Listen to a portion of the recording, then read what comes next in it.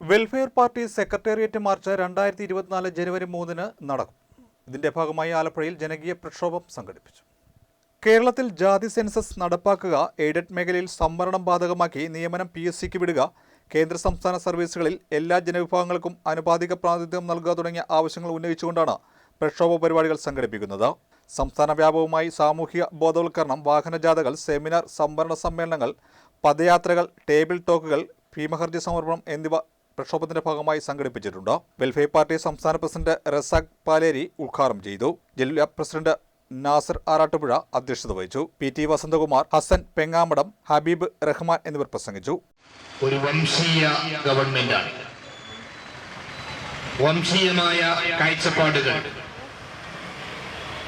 ഇവിടുത്തെ പിന്നോക്ക ജനവിഭാഗങ്ങൾക്കെതിരായ നിലപാടുകൾ പ്രഖ്യാപിച്ചുകൊണ്ട് മുന്നോട്ടു പോകുന്ന ഒരു ഗവൺമെന്റിനെതിരായ ഏറ്റവും ശക്തമായ ജനകീയ മുദ്രാവാക്യമാണ് ജാതി സെൻസസ് നടത്തുക എന്നത്. വലിയ ധ്രുവീകരണത്തിന് കഴിഞ്ഞ 9.5 വർഷമായി ഗവൺമെന്റ് തന്നെ നേതൃത്വം കൊടുത്തുകൊണ്ടിരിക്കുകയാണ്. അതിവിടെ സൂചിപ്പിക്കപ്പെട്ടതുപോലെ 80-20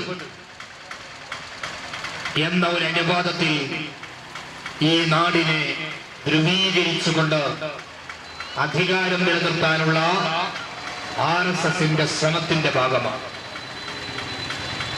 അതിനെ ചെറുത്തുതോൽപ്പിക്കാൻ, അതിനെ പ്രതിരോധിക്കാൻ ഇന്ത്യയിലെ പ്രതിപക്ഷ ഐക്യം ഉന്നയിച്ചിരിക്കുന്ന അതിശക്തമായ മുദ്രാവാക്യമാണ് ജാതി സെൻസസ് നടത്തുക.